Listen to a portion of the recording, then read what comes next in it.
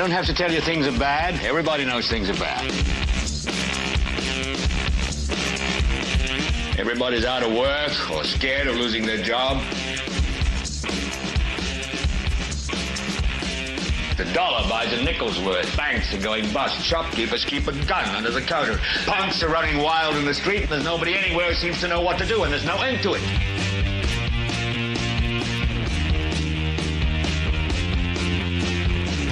The air is unfit to breathe, and our food is unfit to eat. And we sit watching our TVs while some local newscaster tells us that today we had 15 homicides and 63 violent crimes, as if that's the way it's supposed to be. We know things are bad, worse than bad. It's like everything everywhere is going crazy, so we don't go out anymore.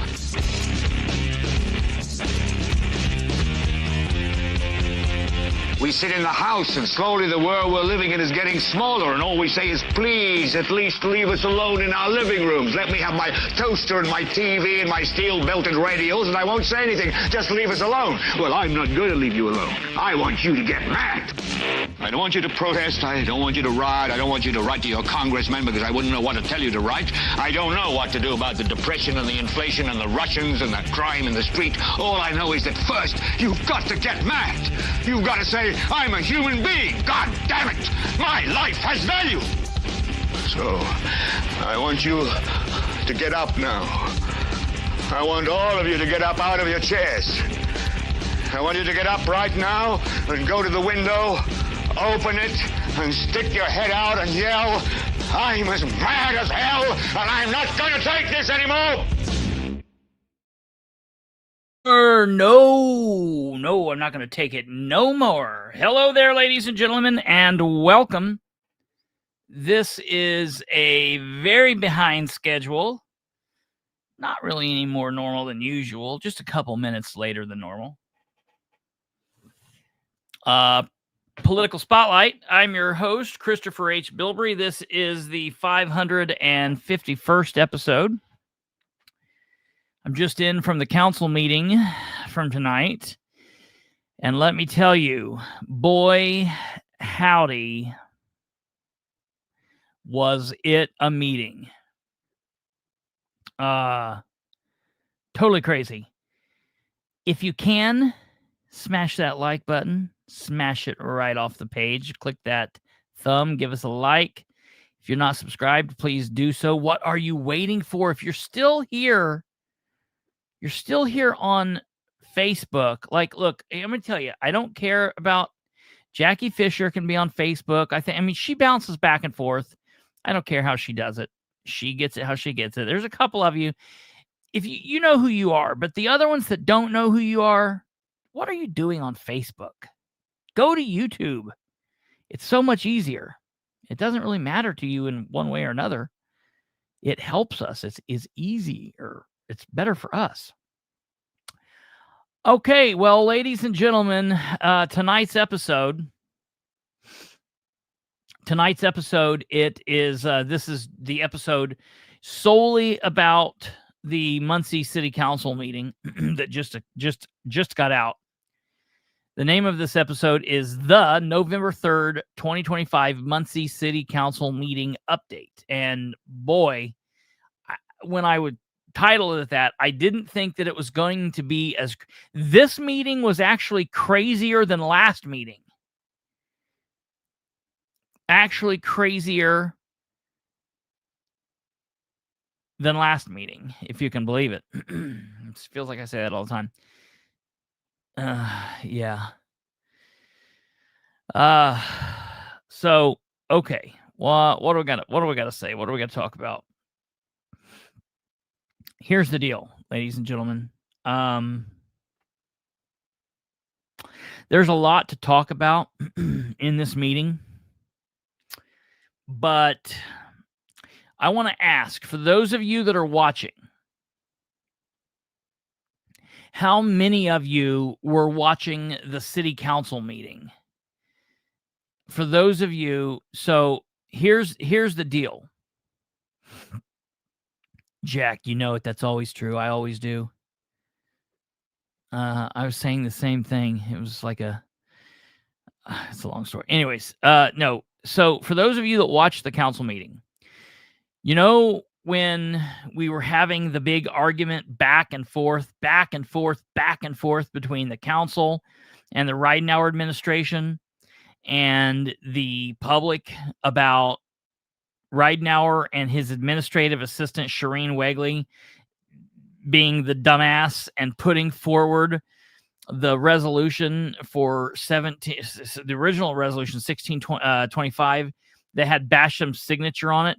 And Basham sat there with seriously, with his thumb up his ass so far it hit his mouth and obstructed the words coming out.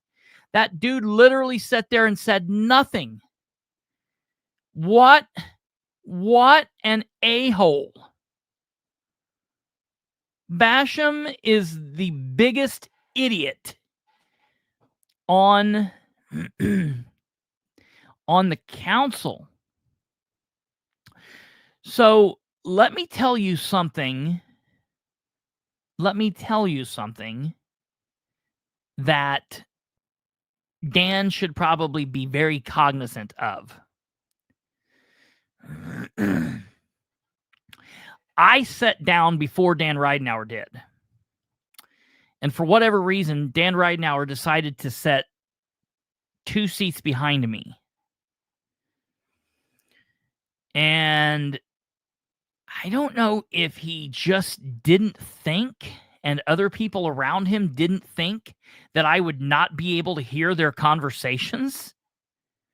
But I was privy to bizarre conversations between Dan and the people he was sitting around, one of them being Chip Taylor. Okay, so we're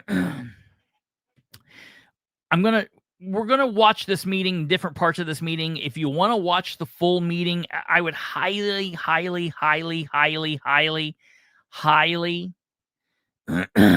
recommend.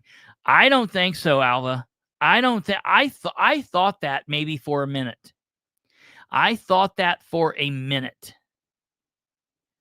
But I don't think so.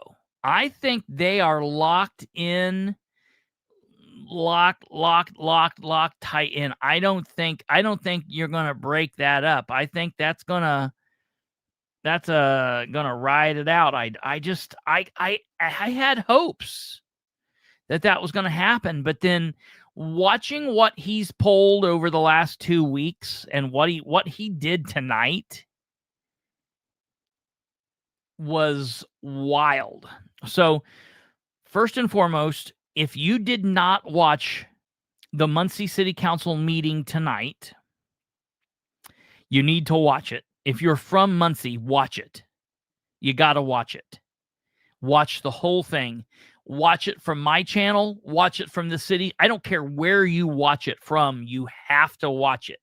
If you're from Muncie or if you like disaster, train wreck politics, even if you're not from Muncie, it's really worth the watch. It's wild. Okay. We're going to bounce around a couple of different things, but specifically, we're going to watch one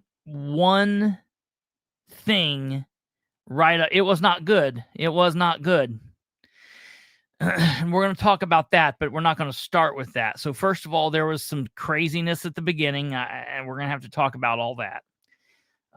But they got it fixed. They got it fixed before the meeting got real heavy into it. So we didn't really miss anything good. We missed a whole bunch of the front nonsense, but they got it switched before anything too cray happened. Okay. So what we're going to do, I'm going to just bring this up. We're going to go ahead and get started. I'm not going to have you on here. We're not going to have you be on here all night. It's late. We got started late. So we're just going to get into it. We're going to do a little bit, and then we can talk about some of this more tomorrow too. It's been a long day for me. But we're going to hit the highlights. Okay. So, Stumblefoot, I definitely could. At one point, I thought he and I were going to knock each other over when I was walking away from the podium and he was walking towards it. The only difference is I was the senior walking down the hallway, and he was the freshman, and I wasn't moving. I let him do the little, excuse me, out of the way. And I just, well, what movie is that in? Where they're like, make way. Is that Monty Python? Or is it Game of Thrones? And they're knocking all the peasants out of the way. It might be Game of Thrones. And they like break that guy's nose, I think, and push him. I don't know. I'm not that big of a nerd. Okay. So we're going to go ahead and jump straight to this. It was a shit show. So as we're aware, ladies and gentlemen, we went through the agenda pretty well last night. Okay. And we're not gonna spend a whole lot of time on this. I'm just gonna run down it real quick. Okay, the agenda. Ordinance is previously introduced. 3325 was an ordinance vacating some nonsense. That didn't matter. It was what it was. Ordinance 34, a rezoning. Ordinance for additional appropriation for the police department. That's for next year. They're getting it out of the way now. Ordinance 3625, that's for the fire department appropriations. They didn't do it. They did it 9090. Ordinance 3725, Ordinance 3825, and Ordinance 3925. These are the three ordinances where they are fixing the maximum salary amount for each and every paid individual in the city. So it was for all elected officials, all each and every appointed officer, employee, deputy, assistant, department head, institutional head of the city of Muncie included herein for 2026. And then 39 was ordinance for fixing the maximum salaries for each and every member of the Muncie Fire Department for the city of Muncie. There probably will have to be one next month or in January for the police, because the police aren't included in this. But that's what that was. Those passed pretty easily. No big questions there. They're not asking for new money. What they're doing, oh no, excuse me, in the appropriations up there, they weren't asking for new money. They were asking to move their money they already have budgeted into different line items. So look, if you got $20 in your pocket and you ask me if you can go break that up into fives, who am I to say you can't do that and you can spend it how you want? It's your 20, you know what I mean? So if the police department has $500,000 in their fund that they were budgeted, and they want to shift that around and put it into another fund, and it's not any new taxes, any new appropriations, have at it. Spin it, blow it. It's your money. Fire department did the same thing. And that's very common. It's a very common thing. As far as fixing the maximum salaries, they do that frequently. Okay. Wait about the Brandon Garrett thing, because we got to talk about that, because he was like looking directly at me the whole time he was talking. I was shaking my head because I agreed with him. I agreed with everything he was saying. Kinda. We'll get into that too. Okay, so then we get down here to the ordinance 4025, and I will be honest. I thought this was the least controversial ordinance on the entire agenda. I thought probably this was the least controversial ordinance that the council's done all year. Listen to what it says. Ordinance 4025, an ordinance of the City of Muncie amending section 32.39 of the City of Muncie Code of Ordinances, prerequisites to actions of ordinance and resolution. And so what this is, ladies and gentlemen, this is what the council was putting in place to say, from now on, any ordinance or any resolution that is to be submitted to the clerk's office for consideration to be put on the agenda by the filing date, which is 14 days before the council meeting, so 2 weeks, has to be submitted by the council person who sponsors it, or the attorney who signs off on it. So let's just back up. Forget this ever happened. Forget Dale Basham's ever been on a council. Let's talk about last year's council. Let's talk about the council in 1995. How council and the mayor and how the city of Muncie, being a second-class city, has always done ordinances and resolutions for the agenda is this. Anybody, literally anybody, anywhere, you can be a council member, you can be an attorney working for the city or working for the council, you can be the mayor, you can be a police officer, you can be a Delaware County employee, you could be a state representative, you could be a homeless person, you could be Kristopher Bilbrey, you could live in the city, you could live in the county, you could live in Indianapolis, you could live in Louisiana, you could be from Germany. Any person in the world can put an ordinance or a resolution on the agenda for council consideration. The only things that you have to do are you have to get a council member to sponsor it, which means they read it, they say they agree with it, or they'll be willing to put it forward, and they sign off on it. And then you have to either get the council attorney or a city attorney, an attorney working for the city mayor's administration. One of those attorneys has to sign it. And it's not just one attorney or two attorneys. There's several different council attorneys, and there are several different city attorneys.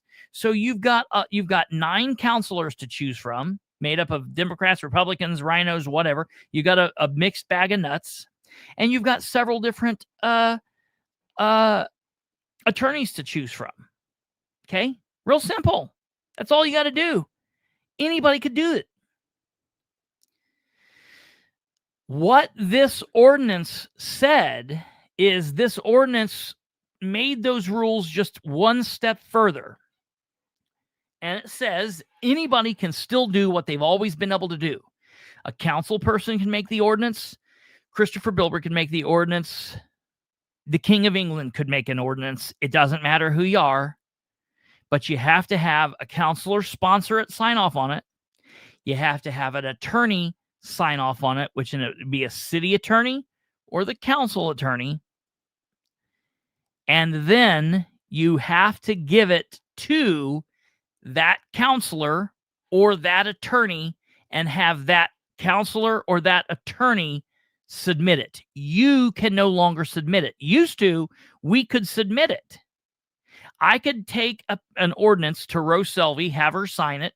I could take it to Aubrey Christ or Dan Gibson and have them sign off. And I could have taken it to the clerk's office, had them file stamp it, submit it, and there, boom, bang, pow, there it is. Okay. Now I can't do it.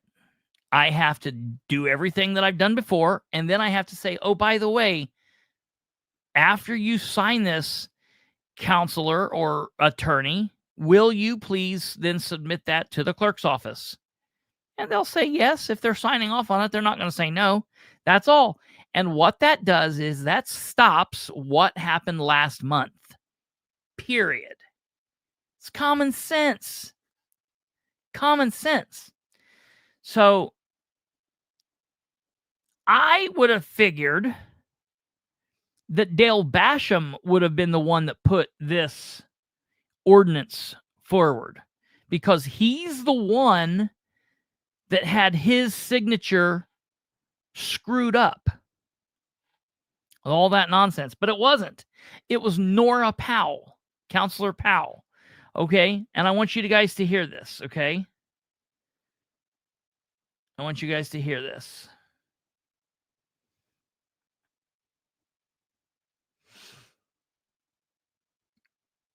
Let's get to it. Okay, here we are. Oh, dude, this was nuts.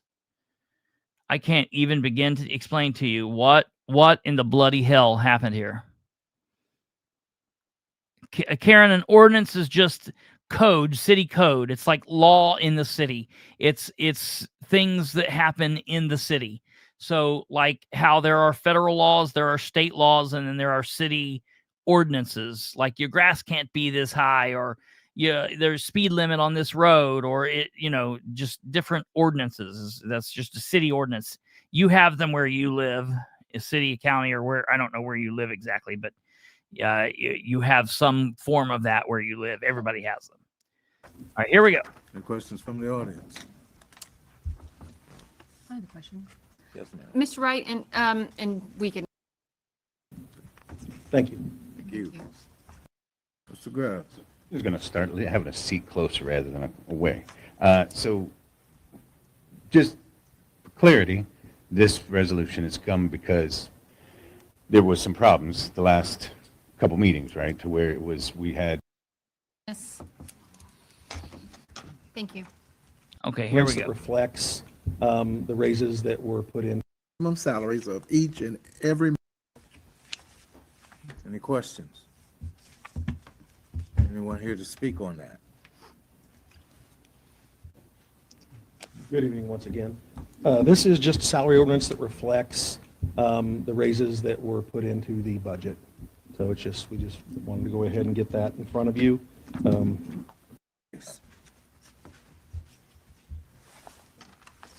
Okay, here we are. Ordinance 40-25. Ordinance 40-25. No, An ordinance of the city of Karen, Muncie. it's not as big as what you're making it. You have speed limits in your city. I mean, nobody argues speed limits. Well, some people do, but it's not. See, amending All right, here we go. section 32.39 of the City of Muncie Code of Ordinances. Prerequisites to action and ordinance resolution. Action and, yeah, go ahead. That's what I make a motion. Make a motion that we accept. I'll second that. Yes. Introduce. Good night, Alva. I seconded that. Okay, motion made by Councilman McIntyre. Okay, so they just seconded read it. by Councilperson Powell. Mr. President? Now, everybody that was here, you're going to watch this and you're going to hear what we all heard. But I have some information that nobody else heard because I overheard a conversation between the mayor and one of his supporters, one of his people that he Can goes we to invite for our legal information. counsel up to just explain what the change is in this. Listen to this. Thank you. So this ordinance amends section 32.39 in your council rules, which address More like a I don't know why I can't think of the title. It's a person that gives you information, like a counselor, an advisor, is who this is. says Listen. the prerequisites for an ordinance or resolution being placed on the agenda. I renumbered it a little bit just so each provision has its own separate subsection. So it's reorganized a little bit, but the only substantive portion that is added is that for it to be properly filed, each ordinance or resolution shall be filed in person or by electronic mail Yeah. by the council person that signed it or by the legal Personal counsel, advisor, whether it be the counselor. city council's counsel or the city attorney that signed off on it by form, if they can either file it in person or by electronic mail. That's the only substantive change, though. Thank you.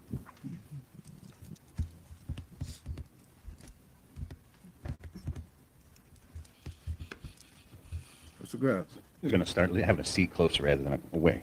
So just for clarity, this resolution has come because there was some problems the last couple meetings, right? To where we had somebody, at least according to what was said, somebody in the mayor's office refiled one of the resolutions that Councilman Basham had signed previously, but had not re-requested a signature or gotten because it was an exact copy. And so that was a problem. I'm not sure what's currently being done about that situation because I don't feel like that was right, but I appreciate the council is taking steps to remedy that. And what I would ask is if there's not already something up there, I know I've kind of brought this up before, is there, can it be potentially amended to require that information when you put forth a resolution or an ordinance, it comes with necessary information a set number of days before it can be filed and put before you so you have time to look at it? Because I know it seems like sometimes there's been like not very much time for you to be able to make a decision.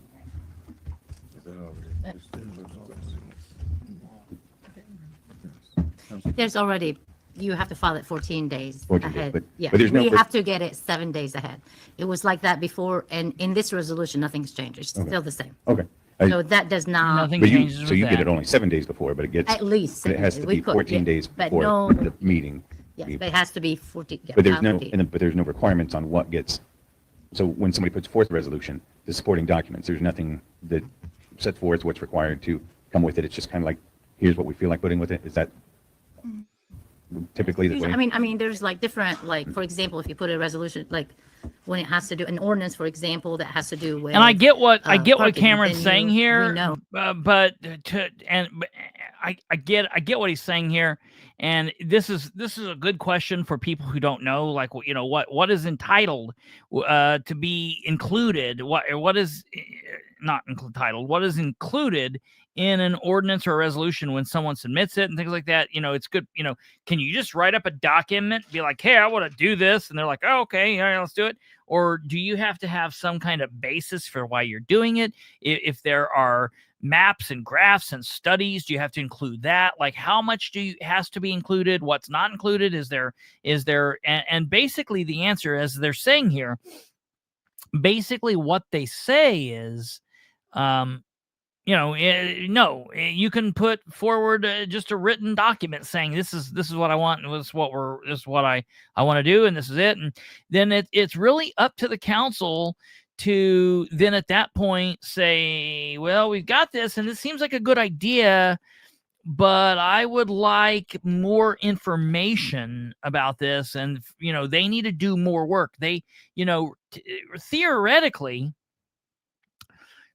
when you're working on a resolution or you're working on an ordinance, it's not something that sometimes it could just come bang like lightning, but then there are other times where it's like, it might take a while to come up. And so you're talking with people and they're getting some words on the inside, and they're getting a little bit of information, and they can get all the information they need. But then once they get it, they should be doing research. They should individually be saying, okay, these are what's on the agenda this month. This is going to be at the meeting in 2 weeks. I need to get working on this and start looking into all this. And if I got questions, but then once they do the first reading, the introduction, now they've got another month before they pass it. Now they really need to get to working.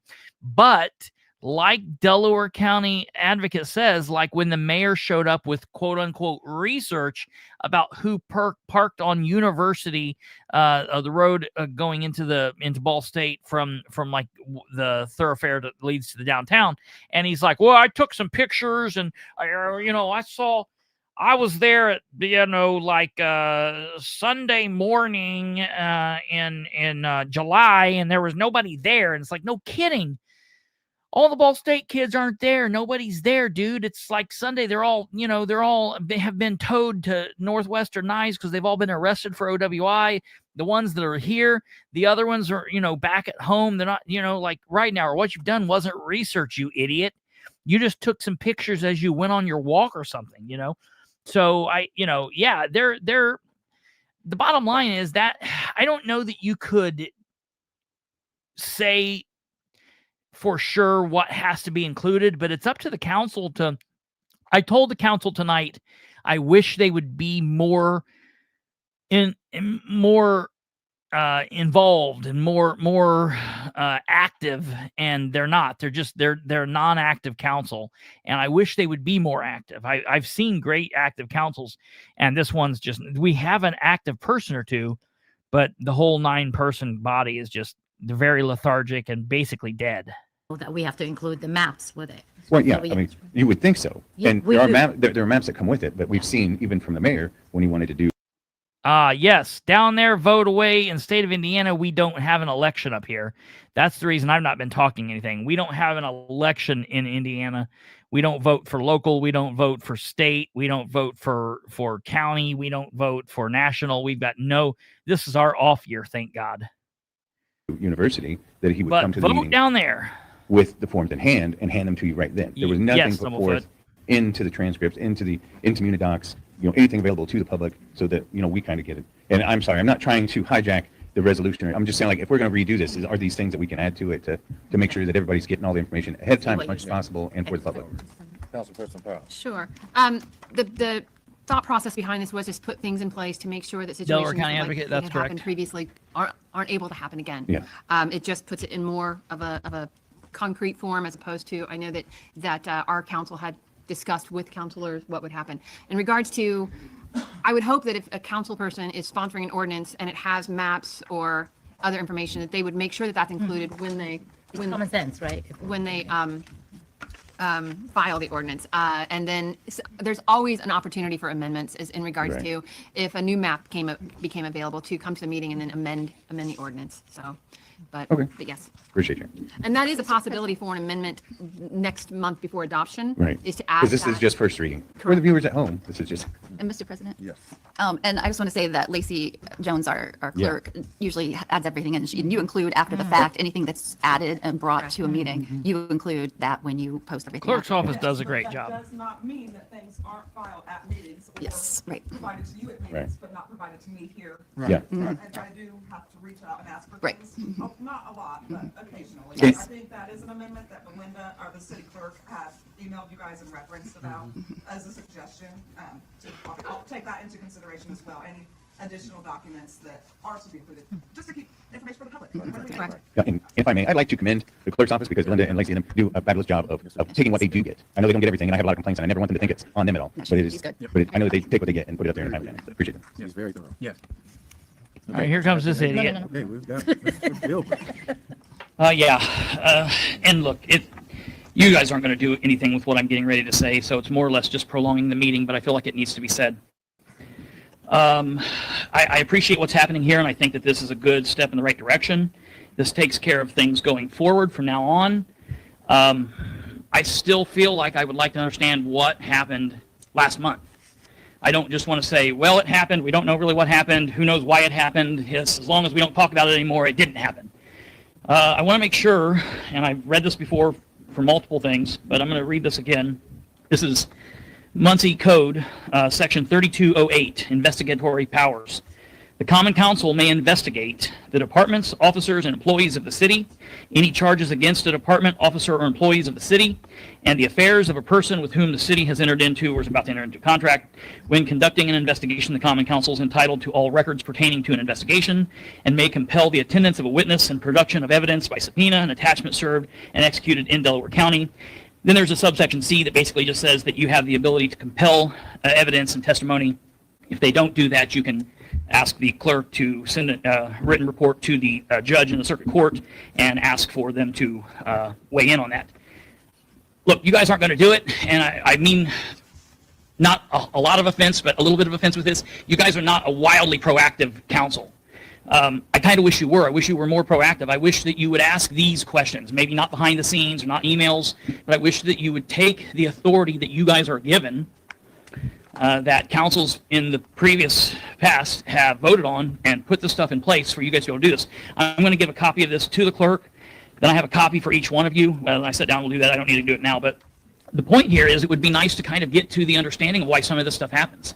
You know, it's cool that we come in here once a month and we do the business of the meeting, but there's so much more that you guys could do that would really help the public feel more confidence in what's happening. When things go wrong, I think it's better to say, instead of just saying, well, something went wrong, we don't really know what, we're not going to talk about it ever again, it would be good to kind of have an understanding of why something happened. So, you know,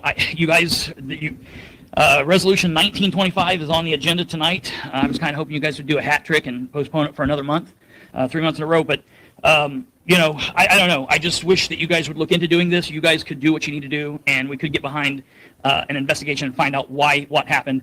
Because we heard what happened, we just never heard why it happened. So that's that. Okay, so here we go. I want to say this really briefly. No, I'll wait off. So you heard me read 3208. Just keep that in mind. We've talked about that a lot here. All right, let's listen. Here comes Dan. This is where we passed each other in the hallway. Good evening, Council. Dan Ridenhour, Mayor of Muncie. May I ask the council? Now, dude, he is on one. What his performance last meeting and then his performance during this part here is insane. Okay. Now, all right, listen here. Here we go. Okay. Well, I just don't understand. I really don't understand. Your council a question? He wants to ask their attorney a question. All right. So listen to the question. I got to say this for the record. I have for a long time publicly behind closed doors said Dan is either corrupt or dumb. And I honestly didn't think he was dumb. I thought it was just that he liked doing things his own way. He was like corrupt in his own way. I'm not so sure. I think he's just dumb. I don't know that it's a serious corruption. I think what he does here to the Dans battling each other. What he does here, I think he's just dumb. I don't know that he's smart enough to be corrupt. Listen to this. Did you get a request from Lacey? All right, so he wants to ask. He's going to ask Dan about the emails. Now, Dan thinks, I think, that he's dropping information that nobody knows. Keep in mind that I have these emails. I have them a couple different ways. I've put them on the show. We've talked about them. They're out there. We know what he's getting ready to ask, but he makes it seem like he is getting ready to drop the hammer on Dan Gibson. All right. And so what he asks him, he wants to ask him about an email. Okay. And I want here, listen to this. Yeah. He tried to turn it into a courtroom. Well, let me tell you, he's not going to out attorney Dan Gibson. Good evening, Council. Dan Ridenhour, Mayor of Muncie. May I ask the council, your council, a question? Did you get a request from Lacey on how to handle that particular item that's being discussed and provide suggestions to her? So I've talked to Dan Gibson about this. I've communicated with him mouth to ear over the phone. We've talked about this. I've emailed him. We have Dan, the attorney, the guy that's got his back to us. It's the council attorney, Dan Gibson. We have his statement. He issued a statement to me on this, and he clarified it. And before he even starts here, I can answer this. Lacey said simply, was this timely filed? Lacey didn't know there was a problem with the authority behind the signature. Why would she? Why would she assume that Shireen would be doing something nefarious? So all she asked the attorney was this timely filed? And he said yes. And he told her, just do X, Y, and Z. Boom, bang, pow. It's there. He's been very clear that the minute that he found out that all happened without Dale Basham's knowledge or authority, he said, "Voop, shoop, stop, eep, eep, scoop, eep, ah, ooh, ah, stop. No, this is bad. It changed." Okay? So let's let him say this again, and let's see what goes on with Ridenhour here. Didn't provide any suggestions. I was asked in relation to whether or not it was. He did not provide. I mean, dude, you're not going to out attorney the attorney, and Dan Gibson is a good attorney. So he didn't provide any suggestions. He answered a question. If it was in before midnight, it was timely filed. Okay. Timely filed, and it appeared timely filed. And as I have responded, I think on numerous occasions over the last several weeks, I was unaware at the time that the filing had not been authorized by Councilman Basham. It came to my attention later that he had not authorized it, and that's where my opinion changed. My opinion that I gave in the email related solely to the timeliness of the filing. So that should be that, right? That should be totally right. There should be no more question about this. Simple. Did you tell her that they could do this? No, I didn't tell her. I didn't give her any direction. I answered a question. She asked, was this timely filed? There was no information about whether this was fraudulently done, whether it was, some kind of forged signature, copied signature, unauthorized signature. There was no question about that. Was it timely signature, timely filed? The moment that I found out there was a problem, I immediately changed my outlook on this. He just answered, there's literally, unless you have been eating paste by the barrel for the last 40 years, there's no way you should have any further questions about this. There's no way that you have any other information, or you can't try to spin this anyway. He literally gave us the clearest answer there. Did that particular email say you can just give it a new number and a new file stamp? Thanks. Sure, if you just want to go ahead and take my deposition, that's fine. Woo! If you just want to go ahead and take my I like his little bit of sassy threw in there. Oh God, I like that. I like Dan can be Dan G. Can be a little bit of a smart ass if he needs to be. I like that. That's good. That is what it said, yes. That's Related what to it the said. timeliness. Yeah. So I just. That's what it said, pertaining to timeliness. Pertaining to timeliness. He's already said, but once I found out that there was an issue with Basham's, saying he didn't sign off on it, then all of that went out the window. That's like you asking me if you can borrow my mother's car. Like I can't give you permission, but I'm be like, find out if it's okay with her. I don't care. And then I find out that you killed her and took the keys. I'm going to have a little bit different output or opinion on that. Wait a minute. No, when you change the information there, when you change the information that's given, obviously it changes things. And Dan Ridenauer, Dan R, Dan G, Dan R is not comprehending this very simple thing. Just wanted to make it clear that Councilperson Basham had signed that document. It had been filed before.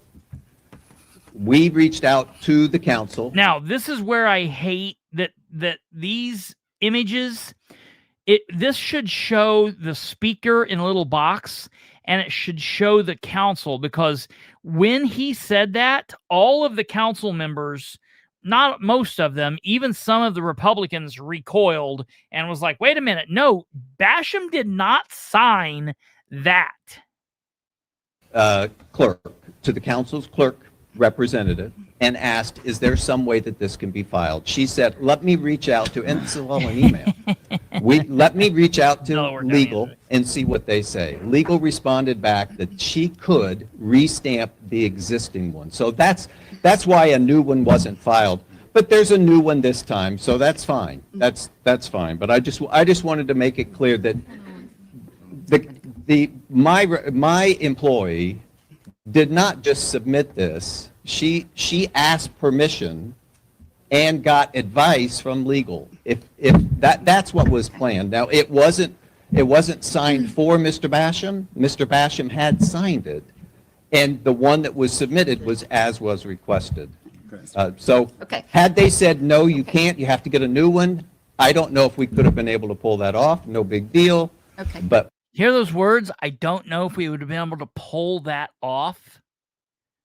I don't know if we would have been able to pull that caper off, but we pulled this caper off.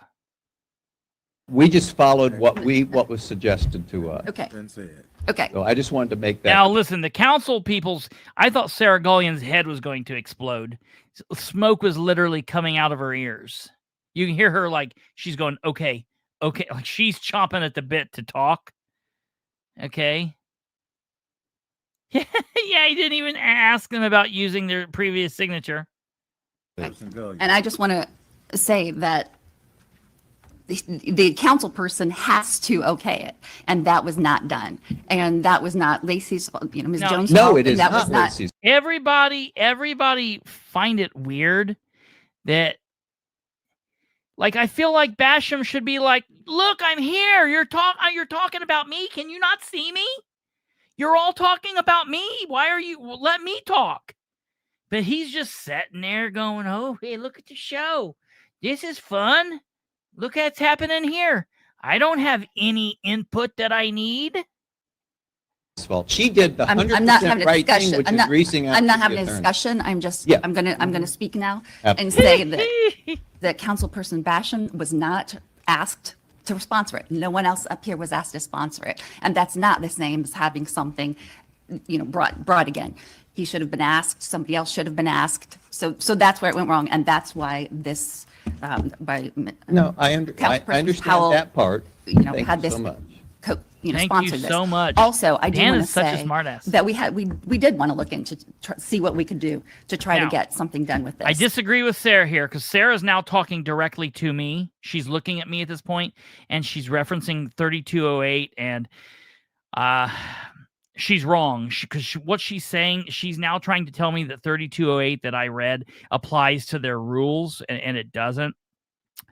I've seen other councils on third-class cities, second-class cities. I've seen Indianapolis do it. That's a first-class city. Under different codes within their cities, utilize the same investigative power that the state lays out. Because what Sarah is saying here is this is just a city thing that we put that does our... No. This is a state law. This is a law laid out by the state that the city just parroted. And it definitely gives you the power to investigate outside of just your rules. And so Sarah and I are going back and forth. Like, she's telling me yes. And like, here in a minute, I literally say, no, you're wrong. And she like speaks back to me. It's weird. I'm surprised we didn't get in trouble because we were like speaking to each other for a second. But I tell this to her face. I told it to her face. I'll tell it to her anywhere. She is wrong on what she is saying here. And I guarantee you, if she has a conversation with her boss, Dan Gibson, that he will say, no, that, Bilbrey is right here. They have the ability and the authority to investigate shit going down in the city. But this isn't, it is in our code, but really what this is our council rules. So there's not a lot of That's not right. bite that we can really do there. So I think part of this was that. So it's within the code. I know it's investigatory, but it's about our code. I mean, our rules, our council rules. So I just Yes. wanted to clarify that. No, that see, she keeps telling me yes. Shireen did No. reach out to Lacey and said, is this possible? And she asked counsel, and had either one of them said no, Mr. it wouldn't not have the been. point. So that's why it was It's not. matter. So just a moment, please. Can I Mayor, please step back up. Yeah. So what you're saying is that Yeah. there was a previous Right. ordinance that got withdrawn. Tabled or It got withdrawn.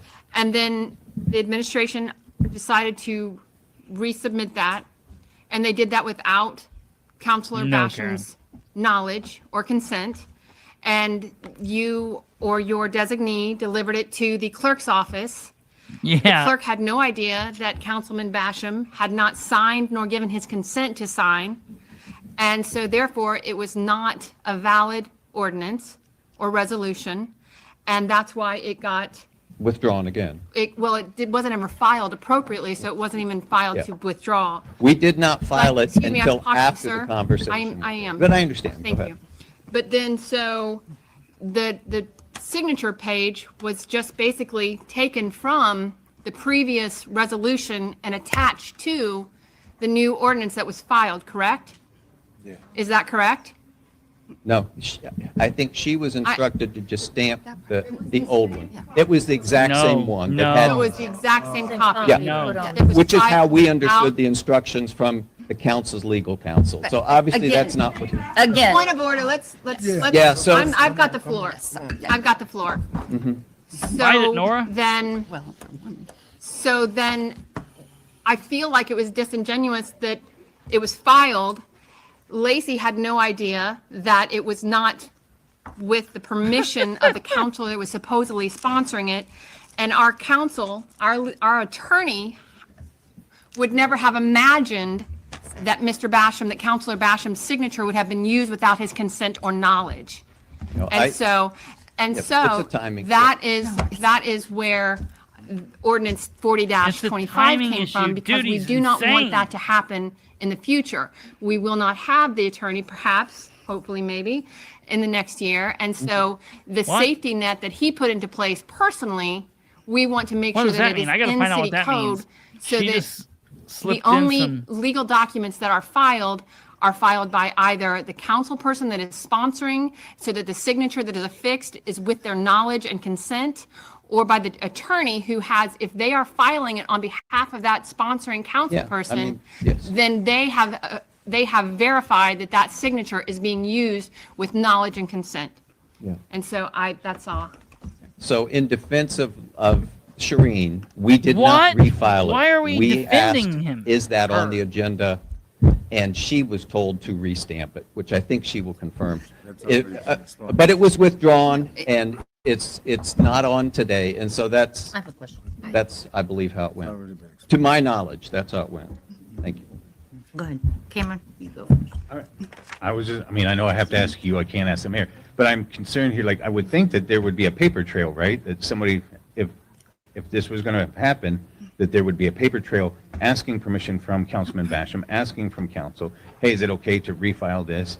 But it doesn't sound like that's what happened at all, even though there's a lot of defense happening. It's pretty upsetting to a lot of people, anybody that's been paying attention to this, like, that shouldn't have happened, that the mayor will not take accountability for it. All right. Thank you. Now, you heard what Cameron said there, that the mayor will not take accountability for. Now, what you all don't know is at this time,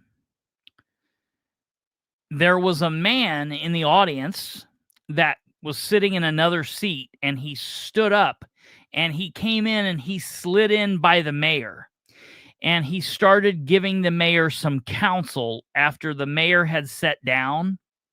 Now wait for a second, because I want you guys to see this. This is crazy to me, because what's happened is, you see how Dan is acting. I mean, Dan has stood up here now for 10 minutes and debated this and gaslighting people and being crazy and not taking Dan Gibson's understanding and just feeling like he just doesn't understand the words coming out of Dan Gibson's mouth, and he's fighting it. But then something happens.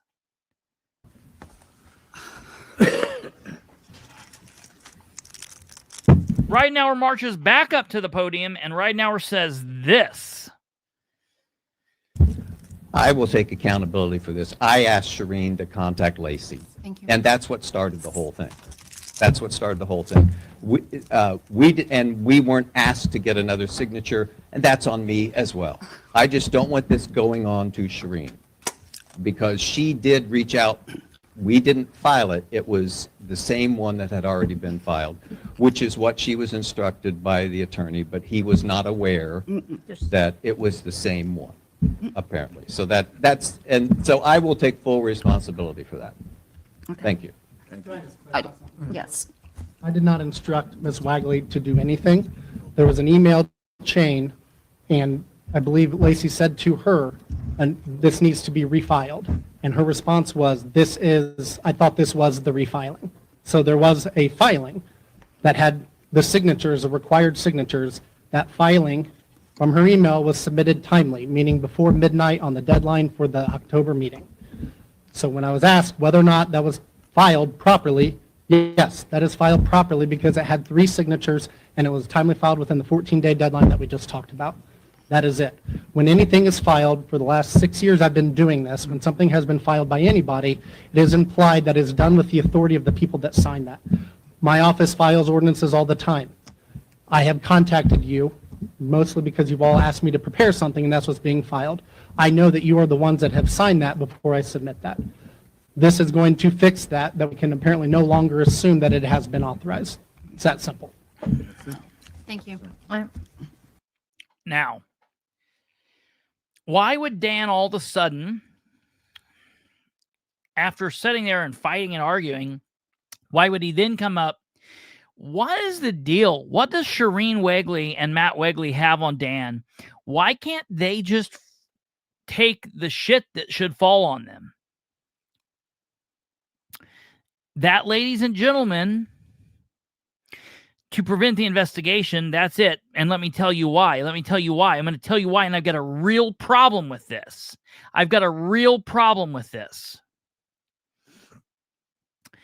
In the last week, I've been reaching out to a couple of people in City Hall asking if this is something, if the council wouldn't bite on, if I could file a complaint with the ethics board. Y'all know the ethics board, right? The City of Muncie Ethics Board. I want to show you something. Now, this is something I've not talked to. I've only talked to a couple of people about this. I want to show you guys something. And this is very important to me, and I got a real problem with this. Okay? I'm going to show you this right here. MUNCIE, Indiana Ethics Commission. Okay? All right. Ethics Commission. Okay. Look at this. Boop. Here's the code of ethics, ethics commission people. I want you to look at this. Ethics commission members: Charles Taylor, chair; Susan Dillon, vice; Jim Lowe, secretary; Frank Scott, second; Sandra Whitaker. Okay. Well, after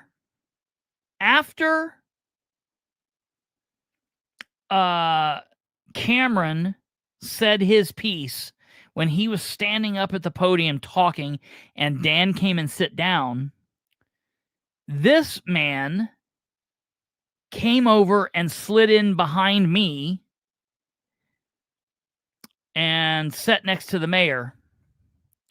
And this man said, "You need to take the L on this. Just my opinion, man. You need to take the loss. And Dan looked at him and Dan said, "What?" And Charles Taylor said, "You need to listen to what I'm telling you. You need to get up and take the loss on this. And you need to get this under the rug. You need to get it taken care of tonight." For those of you that don't know, this man that I'm taking the picture of right here is Charles Taylor. He's the president of the Ethics Commission. So my question is, in talking to some individuals in the last week, knowing that the council wasn't going to do anything with 3208, and I thought maybe I could get a little bit more traction if I took it before the Ethics Commission, and I knew they wouldn't do shit either. But I have not talked directly to Charles Taylor. I don't know that I've ever had. I had a conversation with this man back in 2019. But so this is the man that slid in behind. You can see my shoulder right here. This is like my shoulder right here, where my cursor is, and I'm taking this of him. Dan, no, excuse me. No. This is Dan's shoulder right here. this material right here is Dan's suit jacket. Okay, that's Dan's suit jacket. So he's sitting right behind Dan. That's how close he was. And I heard Chip say, "You need to get up and take the L on this. Just my opinion, but you need to get up, you need to take accountability, and you need to get this done tonight." So what did he put himself in a position where now, like, you know, what's going to happen if I submit this to the Ethics Commission? Is he going to recuse himself? Is he going to sit up there and listen to it? Is he going to him way through or me to death and not do anything with it? I think it's weird that he would get up and have that to say to the mayor. I think it's weird that the mayor wouldn't have the understanding that, man, maybe he ought to get up. Maybe he ought to get up and do the right thing. Look, I don't think I'm not saying there's a problem necessarily with Chip Taylor. I don't have a problem with Chip. I think Chip's a good guy. I just think it's interesting that he leads the ethics committee. I've been talking about putting something about this deal with Shireen to the ethics committee to see if they would have any information or if they would be willing to look into this. And I think it's interesting that, you know, he gave Dan right counsel. Dan should have taken the loss on this. Dan should have said something back in October. He should have been like, look, this was totally my screw up. I just think it's funny, or it's odd, it's weird that you've got this kind of stuff happening. And the back and forth that these two were having about this was just odd. It was just odd to me. It's just another thing that we just kind of chunk along in the whole odd situation of all of this. Okay? So, all right, we're going to go back to the council, and we're going to let you hear what ends up happening here at the council. Yes, myself. Okay, so the ordinance says something about electronically, and I've had conversation or a text with the clerk. Roe talked about the is fact not in that the favor. clerk's She's not here. office doesn't like. She is not in favor. Correct me if I'm wrong. She wanted to do away with filing it by email, but they ended up talking out of that. You know, it's 2025. We got to do stuff by filing email. it electronically. Would you please say if I was right or wrong? Because I have a text. So that's what my issue is. with Yeah, ordinance. Clerk Belinda Munson has shown interest in not filing things electronically for the reason of us having a filing deadline. Okay. So when things are, City Hall is only open until 4 o'clock, so that's how late I'm here. If you file something after 4 o'clock, I don't see it until the next business day, which is not past the file deadline. Okay. That was the issue we ran into with the resolution filed by the mayor's office, which is why I reached out to the attorney, because it was after 4 o'clock, after deadline. There's no time for them to revise this correct signature page and get me the correct documents. That's the only thing when it comes to electronically, is just having everything by the file deadline is over. Thank you, Precisely. And for the record, I don't care for electronic filing either. Mr. Gibson, is that allowed by law to file So electronic? there's nothing in your ordinance that says it can't be. And we had this conversation, I think, a couple years ago. It came up, it's similar to our electronic filing with the courts. We can file up to midnight. Obviously, the courts aren't open until midnight, and so as long as there's something showing that it's done before midnight, it's permitted. And so my opinion at that time was, because there's nothing in your rules that say it can't be, and we know with the timestamp that it was done in time, that it was acceptable. Certainly free to change that in your rules if you don't want electronic filing. I will say, from a practical perspective, sometimes that deadline sneaks up on all of us. Things are being signed on a Monday that it's due. Right. Some of you work, and so it's difficult for you to get from your office to get something signed and over here before 4 o'clock. So it's nice having that safety net of being able to get it emailed. I assume that if it gets filed at 3:59, Lacey's nobody's gonna force her to stick around, make a copy, and get it sent out to you all. So her getting it the next morning in her email is really no practical difference with the electronic filing. So this gives a little more flexibility, but certainly within your right to change that if you'd like. Thank you. I don't know why I love about Wayne this, Scaife. but I do have a question. Wayne Scaife. So when the resolution was read, why did it get read? If the author withdrew it the previous month, good question. and we're looking at it on the paper, why didn't that author say, wait a minute, why is this on here? This is my resolution. Yeah, I had this very same question. It got filed 14 days before the meeting. Let's say he picked it up the next day, or let's say he got it at the 7-day mark. He's got this for a full 7 days. And he didn't ever once think, well, wait, when did I do this? Why did it get read? Does it have to be read? Could that author have stopped it before it was read? Good point. It wasn't. It was read. Yes, Yes, it was read. that's what I said. Did you hear a couple of them say good point? A couple of council people are like, oh, good point. And then, could the author have stopped it before it was read? Could the author say, wait a minute, before we read this, That's I exactly didn't right. bring this back up. That's exactly right. I'm just Okay. curious, why was it even read? And then the meeting secretary had to ask the question to get an answer. So if you wouldn't ask the question, would we still be here, or would it have went on and nobody would have said anything? Because there was a guy here, remember, at the podium ready to speak on it. So my problem is, if I'm the author of a resolution and I withdraw it, and I know you guys look at the agenda way before the night of, and when you saw the resolution, you said, wait a minute, this is my resolution. I didn't put it back on here. Where did this come from? So I feel like it should have been stopped before it got to that point. Go ahead. The answer to your question was that Basham told me after the meeting that he's super busy, always being prepared. What does that mean? Can you expound upon that a little bit? What do you mean? You mean he's got so many things going on, he's always just super busy getting prepared to do things? Because like he does a lot of stuff. My question is, does he do too much that he's running himself short in some places? Like, I know he volunteers to a lot of things. In my opinion, when look, this dude wanted to be a state representative, and the people of Muncie in District 34 repeatedly told him, no, we don't want you. And they sent his ass packing. So then he was finally able to get onto the council and become something he's always wanted to be, part of the team. And this should, in my opinion, take over any of the other volunteer things he does. This should be the most important. And if he's running himself so ragged that he's getting behind on things here, maybe he needs to cut some of that other crap out, or maybe he needs to resign from here.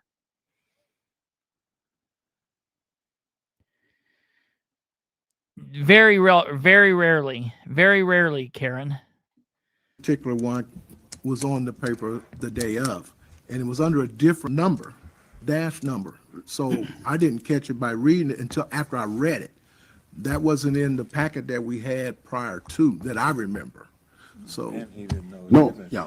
I'm talking, It was? Okay, then. but it was just, no, I'm not talking about, Oh, this okay, is not he on said you. that. I'm talking about the author Interesting. saw Well, his then that makes resolution this weird. back on the agenda. Instead of letting you read it, couldn't the author have stopped you? So wait a minute, before Yeah, you read that, I didn't do this. Wayne's Why did it get to that question is point? valid. My opinion, it was like I said, there was a guy up here ready to speak on it. My opinion, if you wouldn't have made asked that question, it would have went on, and none of this would be. He's caught. He was caught unaware in September. Then he was caught unaware last time that this happened.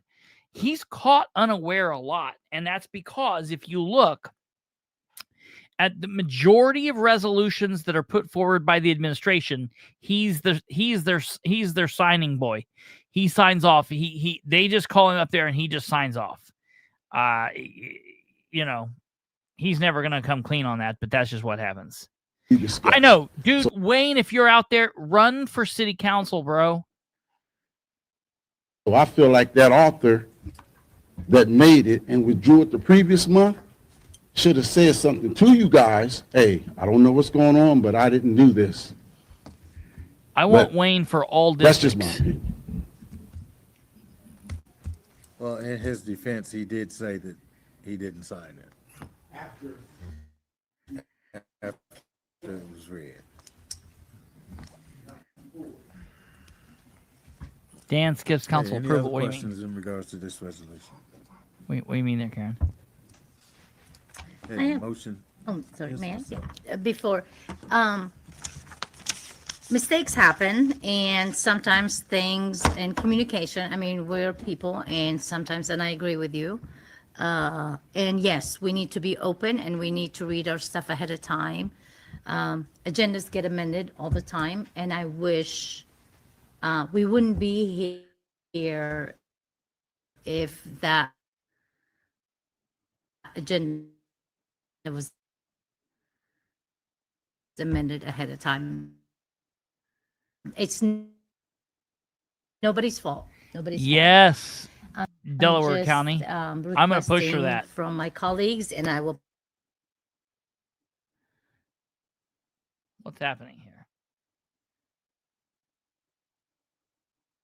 And it's nobody's, I mean, we're putting the blame everywhere. I think we're all adults and we need to read our material and we need to say what we think. And if it's something that I didn't, I need to do that early, and I'm not blaming anybody here. I think things happen, and by no fault of I your get so own mad or that they're all Shereen spending or so much time anybody's. trying to not blame anybody. No, let's blame who's at fault here. And if we don't know who's at fault, then investigate it and get to the bottom of it. Who's at fault? Well, I think things like that do happen. And I agree that we should all have read our materials prior to the meeting, but looked like it had been filed and signed Like Nora appropriately. says, There's no no way one- that I could have known by The only reading person that would have resolution. known that something was wrong with this would have been Dale Basham. Look, I read it. I told you guys, I saw this right after when it first got filed. When 1725 got filed, I saw it and I was like, what in the world? Why are they who's putting this forward? And my first thought was, oh, Dan got somebody else to do it besides Basham because Basham withdrew it last time. He's mad. And when I went to it, I was like, wait a minute, Basham did it again. Why is Basham doing this? I questioned it, but I was just like, oh, they must have rode his ass and got him to do it. So I was really mad at him. And then last meeting, when he said he didn't do it, I was like, whoa, like it was shocking. In my packet that it was not filed by the sponsoring. And I that agree it was with this. filed in the clerk's office by the administrative assistant. There's no way I could have known that by reading. I know that, and I'm not blaming anybody in particular. I'm just saying if we all do our part, we won't be here again as adults. I am blaming someone, and it's the mayor's office. I mean, they honestly did not do what they're supposed to, so I appreciate this ordinance. Yeah. Yes, ma'am. If it was filed in a timely manner, 14 days ahead, and they filed it and they did all this because they were running out of time to get it filed by midnight. Nora's mom There brings was up a great 14 point. days to reach out to Dale and say, hey, is this okay? We did this. And I was sitting there and I watched the surprise on his face. Like, I agree with her. I didn't do it. I looked So, at to me, he was shocked. that He looked also is mad. He something to looked be upset. He looked surprised. as the rules are changed or enforced or whatever. I agree. I agree. Thank you. Way to go, Nora's mom. Question. Okay. Motion has been made and seconded on ordinance 40. All right, now here we go. All in favor signify by saying aye. Aye. All opposed? No. Okay, we're gonna have to do a show of hands. Roll call. No, roll call. Don't ever do a show of hands. It's always a roll call, dude. This is a big boy world. Go. Yes. No. Yes. Yes. No. No. No. Yes. Dale voted no. So let's just take a rundown on this. Democrat turned Republican Dale Basham voted no. Republican Rose Selvey voted no. Democrat Sarah Gullion voted yes. Democrat turned Republican Brandon Garrett voted no. Mason Democrat voted yes. McIntosh Democrat voted yes. Nora Democrat voted yes. Dale Basham Republican, the guy at all of this, at the center of all of this, voted no. Republican, and Jeff Green Republican voted no. This failed. This ordinance failed 4-5. They did not put this safety measure in place. And listen to what happens here. Yeah. Mr. President? Yes. Can I just clarify that 5 members of our council just voted down introducing something that would provide verification that we're doing things Protect us all. to protect ourselves. I just want to make sure that we put that, even if you look down at the dais, you casted a vote that says, I am not for transparency and I'm not for following rules. Can I just point that 5 voted to make sure that you do what you were voted in to do, to pay read, attention yes. to what you have, to read what you have, to go over it, and if if something pops up, that is your problem. Now, he seems like he's talking to Nora. He's looking at me. He seems like he's talking to Nora, but he ain't talking to anybody here but Dale Basham. So I hope Dale Basham heard every word he's saying. Because, again, I don't know if he missed the part, maybe in his ginormous brain, where this mastermind of an individual can figure out what people's motives are and what things are behind signatures just by seeing it. Maybe he looked at that when he was on the cruise ship and realized, hey, Dale didn't really give the okay of this. I wonder if that's going to be a problem. He might have known that, but everybody else couldn't have known that. I looked at the signature and I had no way to know that it wasn't from Dale. I thought Dale signed it again. The only person that couldn't have known, or the only person that would have known there was a problem was Dale Basham. So his attitude, his little speech here, he might be looking at me, he might be talking to Nora, but it's to Dale Basham. And I hope Dale picked up on that. But listen, he keeps going. Should be the one to come out and say something. We should Basham should be the ones. We- Do I have the floor? Yes. All right. We should, if you sponsor an ordinance, you should read that ordinance. You should know You it. should, You Dale. should know if it comes up or it doesn't come back up. And if But here's the thing, he didn't sponsor it. He didn't sponsor it the second time. That's the problem. So, but when he got it and he recognized it, he should have said something right then. So again, he's speaking directly to Dale Basham. it does come back up, Right, Kate? you should speak up and say something. If not, then that's on us. That's on me if I sponsored something that came back up and I didn't say a word about it. So it's not me not voting transparency. It's me voting to make sure that I'm doing my job that you elected me to do. Mr. Mason? Right. So your rationale Yeah. is that point of order. Your rationale is that you're saying that this is Mr. Basham's fault? No, my Is that what you're rationale, saying? did I You were say, I've got the floor Mr. now, sir. Basham? I've got the floor. Okay, come on, let's Point of order. be civil.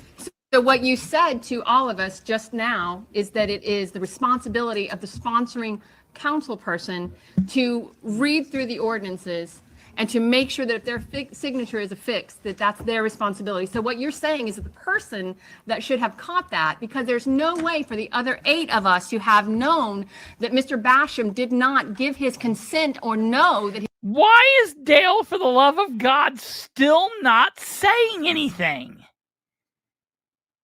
This is like something that a child does. No grown adult does this. I don't know if he's scared. I don't know if he's anxious. I don't know if he's mad. I don't know if he doesn't have. I don't know. Dude, something's got to be up here. Because why is he not speaking up? How in the hell could you allow a conversation to go on for 40 minutes about you where people are slamming and getting pissed and beating shit and yelling? Yes, yes, yes, yes, yes. Right here. This is it. Delaware County for the win. For a man that loves to talk and be the center of attention, it baffles me that he has sat here for 3 months and not said shit. It's wild. Because he's just there to say yes for the mayor. He's there to be a voice and a vote for the mayor. He said that. his signature had been used. So what you're saying is that that's Mr. Basham's fault. Can I speak now? Am I allowed to? I This don't is the know. president's. Has Thank your you. wife let you know? introduction has failed. So let's move Okay, on. let's move on. Let's move on. That's what Thank you. It's failed, let's move on. Resolution. So, that was that. That was the biggie. That was the biggie. They then move on to resolutions where they talk about resolution 1825. I talked to Roe. I asked Roe before the meeting what this was about, what she was doing here. Roe gave me a great big long speech that basically this was about the situation after the Charlie Kirk death. That they just feel like everybody should be polite and look, like I get it. We should try to be more polite and the government, whatever. I didn't know. Roe made it seem like she put this together. I found out then at the council that that's not exactly true. That she like there was a ghostwriter that put it together. And it's fine. It's good. It's whatever. It's not a bad ask. It's just weird because they don't describe what this language is and how they're going to know and who gets to police it and what's going to happen. Matter of fact, it's a resolution, so nothing matters about it. Nothing's going to happen. This is not going to police anything. This is a feel-good thing that Roe's doing. It is what it is. It passed. We will look at this more later because it's getting late. And I'm wanting to get you through here, and so we'll just hit the highlights. Delaware County. I thought that this was all Roe. When I found out what had happened, I'll let you hear this just for a second. Hear Resolution 17-25. It was 1825. Resolution 18. This evening to speak on the in promoting unity in community leadership. Yeah, right. It's a tongue tie. Glad that wasn't me. Hey, it happens. You got it. I'm human, bro. You got it. Okay, is there anyone here to speak on resolution 18-25? Oh, can I make a motion to introduce it? Yes. I'll second that. Okay, motion's been made and seconded to introduce. Oh, to adopt. To adopt, thank you. I'll second that. Okay, motion's made and seconded to introduce 18-25. Good evening, ladies and gentlemen of the council. Thank you for having me here this evening to speak on the resolution. I've thought about doing that, Delaware County. I've talked about that in the past, like just walking around with like a GoPro showing me doing laundry and feeding the dog. I've thought about that before. Recognizes the importance of civility, condemning hateful rhetoric, and promoting unity and community leadership. I'm J.R. Jameson. Many of you might know me as an author and someone who writes and speaks about empathy building. And this is the man who put this resolution together, not Roe. This is the man that put it together. The Bilbrey filibuster, dude. Maybe that's something we could probably work out. That would be pretty wild to do. The power of storytelling to bridge divides. But I'm also a citizen of Muncie, born here almost 50 years ago. And So living in this this is the city for gentleman that almost put this 30 forward together, put this resolution together, put this resolution forward with Roe's help. Roe had his help. They put this forward, and whatever. There are some issues, and I like that. I like that there were people on both sides of the spectrum that had issues with this for various reasons. And there were people that were for, and no one's against it. It's just like, yeah, we need, whatever. But it's just kind of weird how they were doing it. It did pass. It ended up passing 9-0. Okay. Then,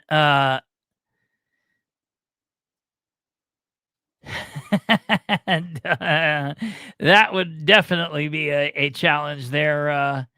See what you can do. What I can do is you got to keep it going live. You're not allowed to pause, but you could simply do this. You could cut the feed for a minute where it goes black, and I can always mute, like to use the restroom or whatnot. But yeah, I could do something like that. That would be interesting. So they have some discussion about this, and we'll go over this more later this week and go through this. I want to get now to the fire department, the big deal, and we're going to talk about this more. But Resolution 1925 came up, and Operations. this and guy, that limit dude, comes an issue. no one. This guy's from Bose McKinney and Evans. He's about $1,000 an hour attorney, and he must get paid by the word. He must get. I think he's also an ASMR star. This guy was putting me to sleep. How 99% of school facilities are financed, and a lot of police stations, fire Sarah kept stations, asking him the community- same question, and he just wasn't understanding what Sarah was wanting. And every time he would be like, "Oh yeah, okay, I understand," and then he would launch into an even longer explanation, and it was like, "No, that's still not." She's just wanting to know, how many times are you going to come before us? How many times are we going to have to talk about this? How many times are the public going to have to be able to come and talk and hear and before this is a done deal? 2, 5, 10, 6, 4, and he just kept saying words and words and words. It was just so crazy. Long story short, the council voted for the very first step, 9-0, to move forward. It's interesting to me. Greg Martz from GM Development gets up and speaks. It's kind of crazy. I'm going to be really honest. I wanted to get up and say, I'm going to be really honest. You want part of the 30-hour challenge here? I'm going to be really honest. I was sitting here thinking, oh my God, do I have time to go pee? I need to get up and pee right now. But I'm afraid I was going to go in there, and the second I went in there, everybody'd sit down, they would vote, because I was the very first person signed for public comments. And I just knew that I would miss my chance. So I didn't get up and say anything. I'll talk to these people in the next round. I just find it interesting that they keep saying that we're in the first stages of this, but at the same time, they're telling us that we know that Greg Martz will be the developer on this. And I'm like, how do we know that? I don't like that. I think that what we need to be doing is having... I don't like that we just know and it's going to be him. I would like to put it out to bid and have a better, understanding of that.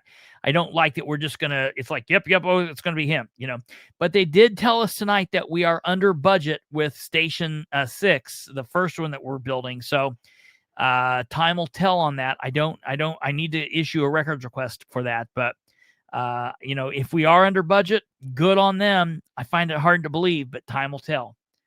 Be responsible for. Okay, so we got to public comments, and Yeah. I'm gonna let you hear. The comments, then we're gonna get out of here. Yes. Yes. Yes. Cameron. Yes. Yes. Yes. That's hilarious.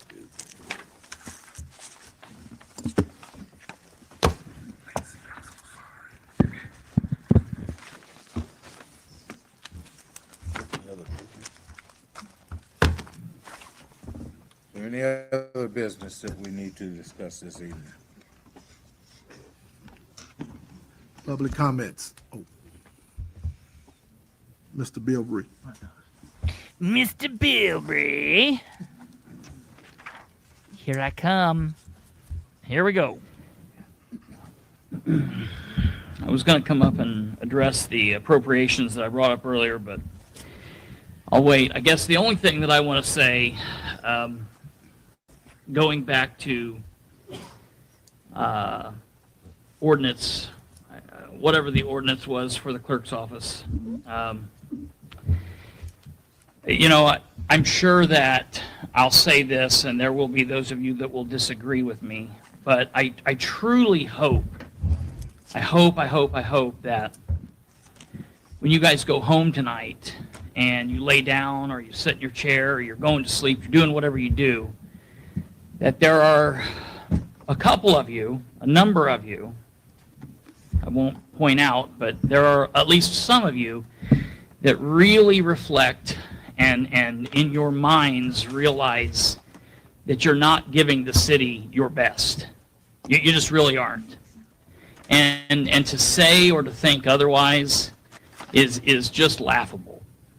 I absolutely agree with Councilor Garrett's comments about it needing to be your own individual responsibilities.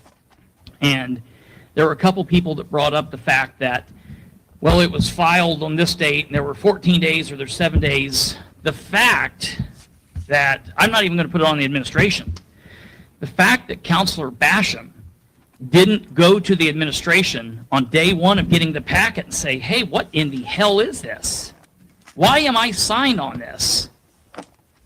The fact that, sir, other than you acting shocked last meeting, that you just had nothing to say about this. You've sat there quietly when you've heard citizens, not just crazy Bilbrey, you've heard citizens out here acting like they want to hear your thoughts about this. You know, the big question is, I'm going to end on this, and I'm preaching at you, and it might be hateful or mean or whatever, but you guys decided to sit in these seats. I didn't put you there, so you're going to listen to it. You owe the public every bit of yourself, and if you can't give it, you should resign.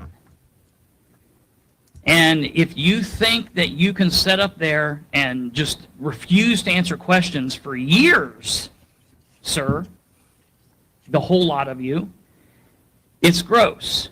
And the fact that what Brandon said's right, you all owe it individually to do your best thing. And individually, you owed it to the citizens to pass that ordinance. And to gaslight the public the way you were doing, Brandon, is ridiculous.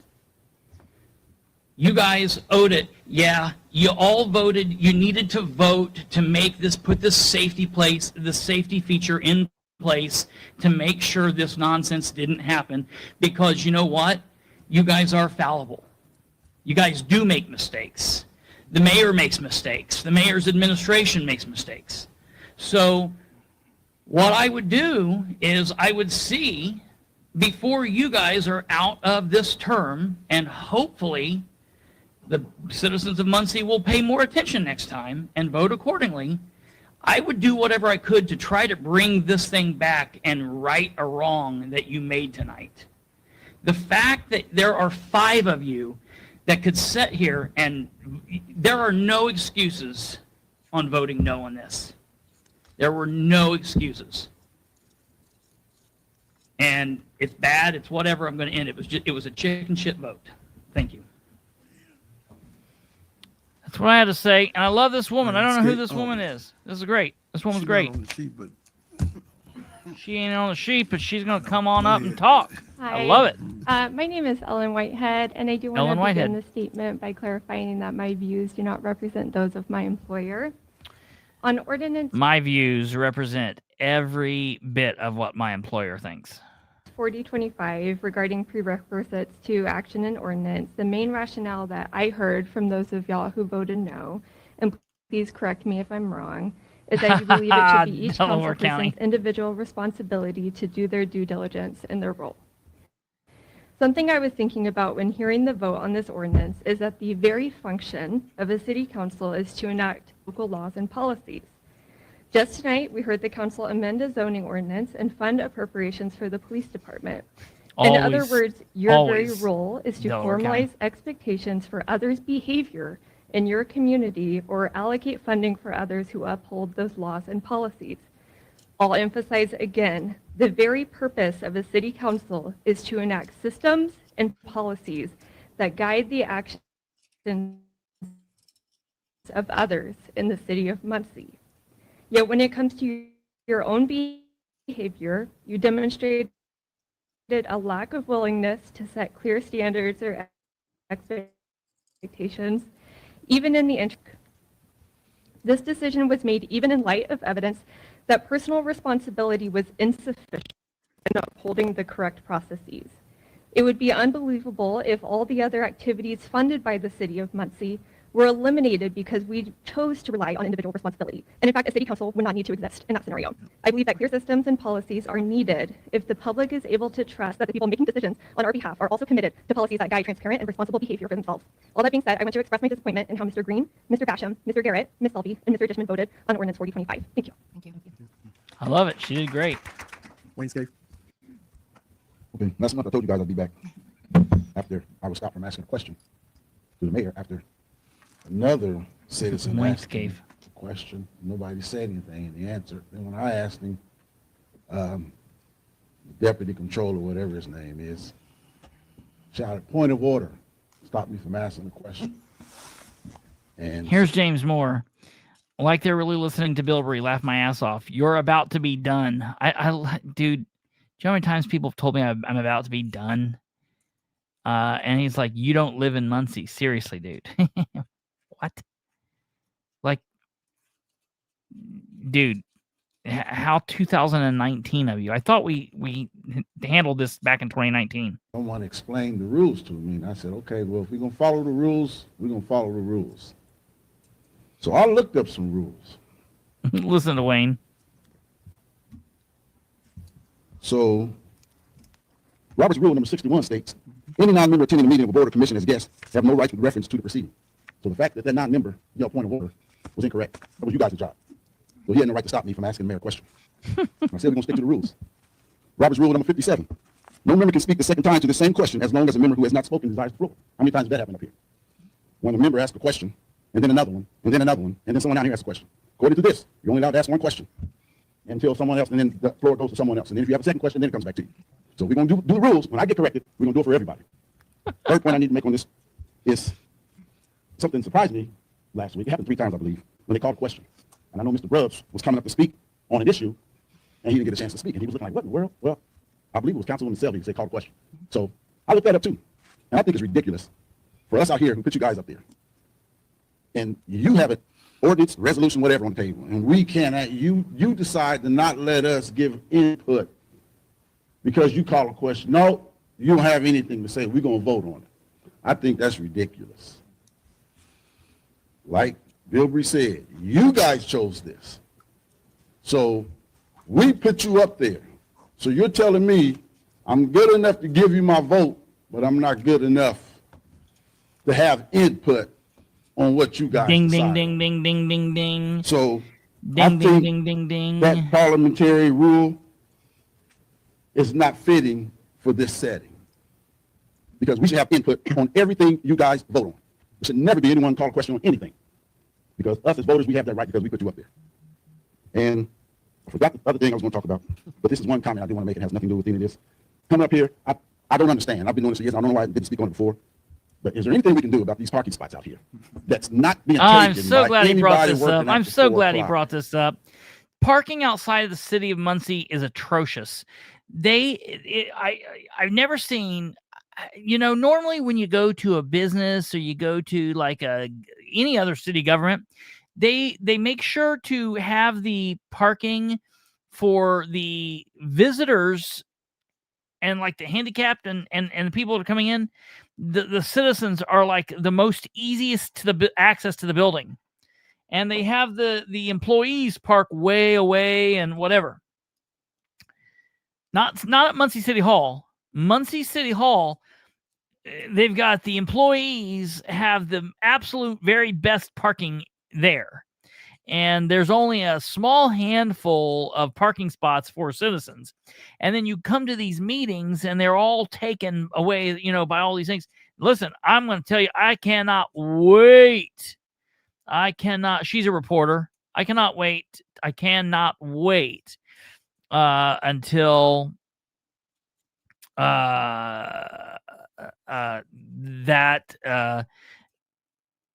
until the next meeting, because I'm going to park my ass in like one of these spots and let them give me something. It's going to be crazy. She's a reporter, I think, for Ball State, definitely not the Star Press. She came over and talked to me a little bit, and we went back and forth, and she asked me some questions. I gave her some information and some input. I'll have to follow and see. I don't know where she's You have to right. park across the street, I think and we'll just because see. the district administrator has a parking spot there, nobody can park there. Knowing nobody's going to park in those spots. So is there anything, can anybody answer, is there anything we can do about those parking? Is it the mayor, is it the city council? Who can answer that question? I think there's 20-some parking spaces empty with signs on them, and none of those people working after probably 4 o'clock. Oh, y'all hear that? Amber Well, it Green says to the we can park rescue. there. Nobody She says said we we can can park park. there. And I'm talking to her, so So we're going to park there. I'm going to park there. And the non-member can't talk anymore. But I forgot the 4th thing I was going to say, but I just wanted to say that. Let's stop the calling question on things that we can't give input on. Mr. Safe, as we Yes. found out, and as we utilized at the Admiral. last meeting, when questions have been called, we can ask for an appeal, which we did. I think Councilperson Selby had called questions on, maybe it was Councilperson McIntosh called question, and there was enough support on the council to appeal that question and allow for public conversation. So that's something that we need to And be cognizant of. Nora- Thank you for Nora bringing that up. came to the We need be rescue cognizant there, of and that was question good. call. Then perhaps a councilperson can appeal that question and allow public comment. I think that the public should always be allowed to comment. Thank you. Also, the reason I said the question was, it seemed like subliminally it was put in my head, but we was hearing it so much. I was trying to stop, and I should have said point of order on the mayor. He had no right to just go off like he did, and so I apologize for that. Oh, it wasn't that issue. It was just when I asked the mayor a question about the edit funds, and the guy, a point of order. That's the problem I had. So that's it. Cameron Grubb. Okay. And last one is Cameron Grubbs. Long time no see, council. Yeah. First, I had a question. I've been trying to locate. Do you happen to know if for the budget meeting where we passed the budget, do you happen to know if there He was, asked if aside there's from the any recording that you video, had, and was there I was video pretty or audio? I've been asking the aware that there communications was department, not any for weeks now, video. and have not been able to get an answer. I don't know if you happen to know if there is video or audio aside from that recording, from the system. Have you been told anything on that? No.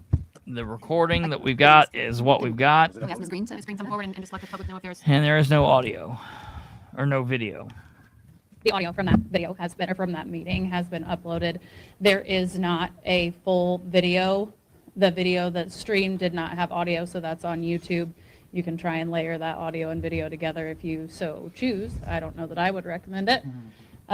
When the system had to be rebooted, it kicked You're right. everything You're offline. right. I think you'll recall Delaware that County, your that's microphones very went true. off for a time during that meeting, so there is no full anything. I mean, the audio that Lacey uploaded, we actually had IT mash that together into one file, so it was easily listenable. But unfortunately, that was a technical issue that we experienced that night, and thankfully for Lacey or Belinda or both, I'm not sure who, we have the audio of that, but there is no video. And it was never stated that there was a video either. Thank you. But and while I had my reservations about 1725 or 1825, the kind of the council behavior, civility, yes. I would hope that this administration would take that to heart as well and apply it. He's saying that the mayor's administration I'm not should the take only that, one which is that good. has dealt with I agree. the city getting people that work for the mayor responding at times that maybe would not be seen as appropriate in ways that are certainly not appropriate.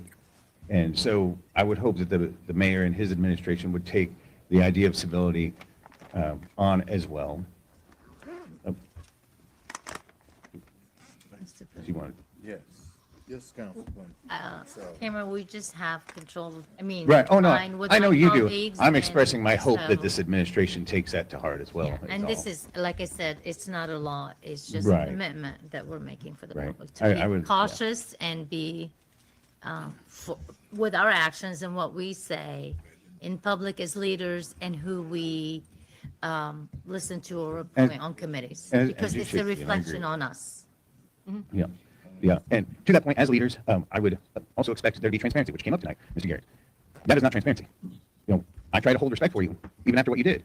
But it's like, but you can't sit there and say that that's transparency. There's no way that you look at that and say that voting against making sure that somebody who signs, somebody who's putting forth a resolution or an ordinance has to be the one to submit it. That's, Yes. to be against that is, that's not right, and that shouldn't be. I mean, you can say you vote how you want to, and that's what your heart tells you and everything like that, but we all know that that is not transparency, and that's exactly what Mr. Bilbrey is getting at. And I, like him, like everybody else, we want you all to, we know you're human. We want you to all do your best. We want you to all have all the information that you can, and we want to be able to take that I know I would like to have the information so I can help support and question and everything like that. Like, because there's going to be things you don't know or you don't think of that maybe we do. those Common kinds of stuff. sense. And sharing the information builds a better city together. And so I hope we'll be all for that. So, thank you. Absolutely. Is there anyone else that has any public comment? And that was that. Now, there's more stuff. We're going to get to it later this week. We are going to get to all of that.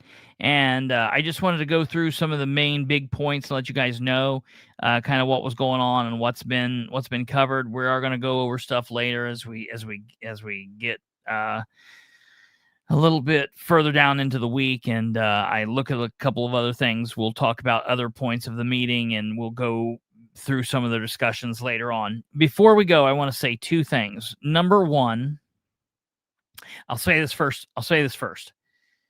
I think there are a lot of legitimate issues that people have with that I can't say are right or wrong, or that they're not allowed to have with Amber Green, the communications director. I am, and I'm going to walk a tightrope here when I say this, and I want people to understand what I'm saying. I am going to give her a little, I'm going to say this. So the person that live streams the meetings for the longest time has been a contract employee. It's not been Amber. When Amber was brought into the city of Muncie, the communications director, even before Amber, they never oversaw the contract employee. The contract employee, their direct supervisor was the mayor. I've always had a problem with that. I've always said that the communications director should be in charge of that, and the communications director should know what's going on. I said it back when Dan's had 6 communications directors. I've said it for all 6 of them. Okay. But I never could get it to happen. And when Amber took over, Amber and I have been friends, or we're friends. I consider us friends. We've been friends for a long time. I kind of thought maybe I would have a little bit of push in trying to make that happen. And we talk about it a lot, frequently. And there's a lot of stuff that's out of her hands as far as that goes. I will say what I do here is not hard. But anyone that just runs a machine, runs computers, deals with computers, unless you came in and I showed you exactly how to push what buttons, you would have a difficulty getting this up started and turning on my cameras and turning on the mics and turning on the mixer and getting the show to pop. If I just said, okay, you got to do it tomorrow without showing you anything, some people probably could figure their way out, fumble their way through it, and some people probably couldn't. Specifically, if it's not your job. I will tell you what the city of Muncie has equipment-wise. Honestly, I would love to have it. I would love to have everything they've got, because they've got stuff. They honestly have stuff they don't need. They have equipment in there. They have like $50,000 worth of like camera switching equipment. They could do so much better with what they've got going on, but it's always been half-assed people. I got up and I made a comment tonight, and Amber probably will take heat for it. Amber is probably mad at me for doing that. I was not taking a shot at Amber. Amber was the one in charge of it. My shot was, number one, at the council president. They need to not start that meeting. They need to not hit that gavel until they know for a fact that that thing is live streaming. Now, if we got technical difficulty and the shit's not going to work, okay, that shit happens. But just regular day when it's going to work and we're just late for a second, they need to hold off. They need to hold off. Kate, can you pull up here for 1 second? Real quick. Stay right here. Hold on. Pull up here 1 second. Okay. Why am I here? Yeah. Well, y'all get to watch me have a snack. Yep. You got them all three. I'm not sure what he's off doing. Had to pee? Had to get water? Say again. More Gatorade? More Gatorade. Hang in there. Hang in there and just stay relaxed. Spooky month is over. Yay! Say again. That's my big news. Spooky month is over. I might actually get to take a little bit of a break. Maybe not much Almost one. done. A little bit. Okay. Melissa. Hello. Oh, no. All right. You just hang out. I'm live. I'm here. Keep talking to me. I do the things. Okay? Oh, I love you guys too. You're so nice. You tolerate me.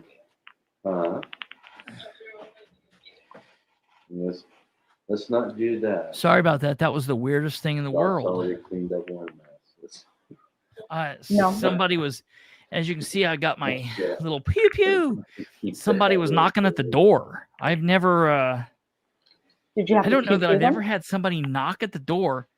They were looking for the next door neighbor, but I was like, "What the hell?" But okay, we're good. So, sorry about that, folks. We ran into a little bit of We technical just thought you had to difficulty. pee. No. I got that out of the way when I first got home. No, someone was knocking on the door, and I'm like, what are they doing? What is that noise? Thank you for your 20, Stumblefoot. Okay, sorry about that. Okay, we're back. Okay, we're wrapping it up. I just want to say, yes, it's on Amber, because Amber's the communications director. So she needs to be fighting right now to get somebody in there, because here's what we need. The meetings need to be live streamed properly. We no more of this live streaming 5 minutes into a meeting, 8 minutes into a meeting. The meeting tonight started. They started, and the whole major first part of Rick Yinser spoke during the public hearing, but it didn't live stream because it just wasn't there. And I'm not blaming Amber for that. The equipment that they have in City Hall, and I'm not making an excuse for her, the equipment that they've got in City Hall, people go to Ball State for 4 years to learn how to run. And she's never done that. She's just never ever been able, she's not, that's not what she's there for. So there's a lot of things that we can give her shit for. There's a lot of things that she can take heat for, and right or wrong, whatever. This falls on the administration like so much other stuff, and it falls on her, but she needs to be fighting right now.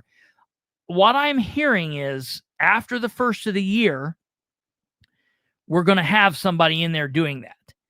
But we got to get to the end of the year. We still got a whole lot of shit to get through before we get there. And they need to do things right. Okay? So that's that. But there's so much more than just scheduling times.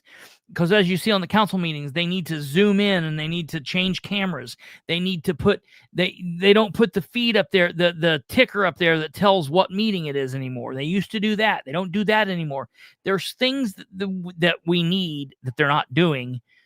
And a lot of people will blame Amber for it. And I get it, but there's more going on there than what it is. So I want to say that.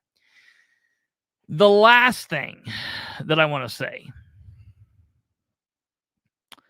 Yeah, look, I agree with that. I agree with that, Delaware County Advocate. I absolutely agree with that. That's insane. The last thing that I want to say, and I am so sad, I hate that I didn't say this last night, but I didn't learn about this until after we were off air. And normally I would say this up front, and we got into the meeting tonight, and I didn't. I'll probably say something because I know that there are people that aren't here anymore that will be at the first part of the meeting. So I will probably talk about this at the beginning of tomorrow's meeting. But I do want to make the statement. Hold on here. Let me pull this up. I posted today that I'm saddened to learn that Muncie citizen and advocate Mary Stilts passed away Sunday, November 2nd, 2025. It's no secret that Mary and I were on again, off again, friends, foes, whatever. We were not the best of friends by any stretch of the imagination. Mary and I had plenty of ups and downs throughout the last 10 years. However, in the last year or so, we had kind of mended fences and we were on better terms. And while we didn't speak frequently, we weren't friends. We didn't hang out in the same circles. I know, we just were Muncie citizens doing political crap together, basically. But anytime our paths crossed in the last year, we had learned to be kind to one another. And I knew that she was sick, and I knew that it wasn't going well, but I never really thought that it would be this quick. And so I'm very, very saddened to think and to learn of that loss. And so I do want to ask everyone to offer up your thoughts, your prayers, your good vibes, whatever you do. Offer them up to Mary and Mary's family and her friends, and do all of that. So we'll just do a quick moment of silence.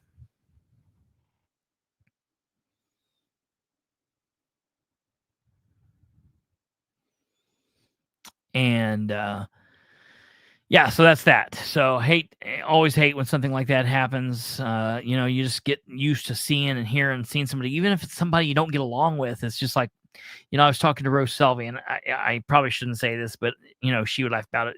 Ro came up and said, "I just can't believe it." And I asked Ro, I said, "Hey, the council needs to say something." I contacted a couple of them. I was like, "Hey, you guys really need to say something about it." And to his credit, Dale Basham spoke up and offered that at the meeting.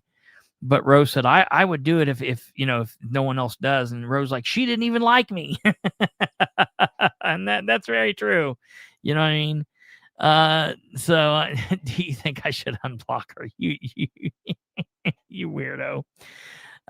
So it is sad. It is what it is, but thoughts and prayers to her and her family, and to each and every one of you, take care of yourselves, be careful. And all that, hug your family and your loved ones, whatever. Have a great rest of your evening. Have a wonderful Tuesday. We will be back here, same time at 9 p.m. on the clock, on the dot tomorrow, 9 p.m. for episode 552. You guys have a wonderful rest of your evening, and we will see you then. Take care. Good night. And thank you again, Stumblefit, for the 20. Thank you very much. You guys take care. Good night.